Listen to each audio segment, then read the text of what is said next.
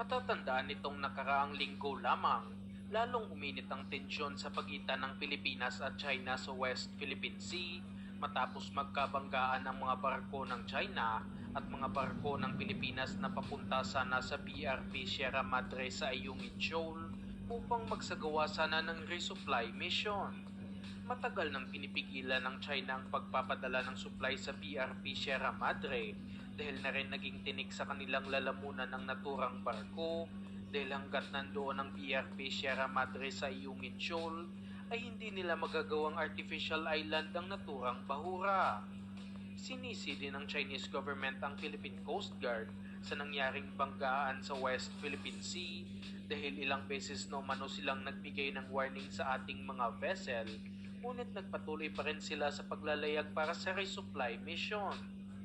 Tinawag namang squatter ni Department of National Defense Secretary Gibo Chodoro ang China dahil iligal umano nilang inuokupa ang mga isla at katubigan ng Pilipinas sa iba't ibang parte ng West Philippine Sea at padami ng padami ang kanilang mga vessels sa ating territorial waters. Nagpatawag din ng emergency meeting si Pangulong Marcos kasama ang mga opisyalis ng Department of National Defense, pati na rin mga matataas na opisyalis ng hukbong sindatahan upang pag-usapan ang nangyari malapit sa Ayungin Shoal at kung ano ang magiging sunod na hakbang ng Philippine government. Hindi naman nagpapahuli ang Estados Unidos sa gulong ito at nagbabala mismo si US President Joe Biden sa Chinese government na handa nilang depensahan ang Pilipinas kung sakaling magkaroon ng armadong pag-atake sa ating mga vessels at dapat magdalawang isip ang China sa kanilang mga hakbang laban sa bansang Pilipinas. At bilang pagpapakita ng suporta sa ating bansa, hindi lang sa kanilang salita, kundi pati na rin sa gawa, nagpadala ang Estados Unidos ng kanilang aircraft carrier strike group sa Pilipinas at nagsagawa ng flight operations malapit sa katubigan ng Luzon gamit ang mga F-18 fighter jets at iba pang sophisticated aircraft ng US Navy. Magkasama ding nagsagawa ng patrol missions ang US Navy at Philippine Navy sa West Philippine Sea bilang tugon sa nagiging agresibong galaw ng China sa rehiyon. Makikita sa mga larawan na ito na magkasama ang Arleigh Burke-class guided missile destroyer na USS Dewey at ang BRP Gregorio del Pilar na isa namang Del Pilar-class patrol vessel ng Philippine Navy na magkasamang naglalayag sa katubigan ng bansa sa West Philippine Sea.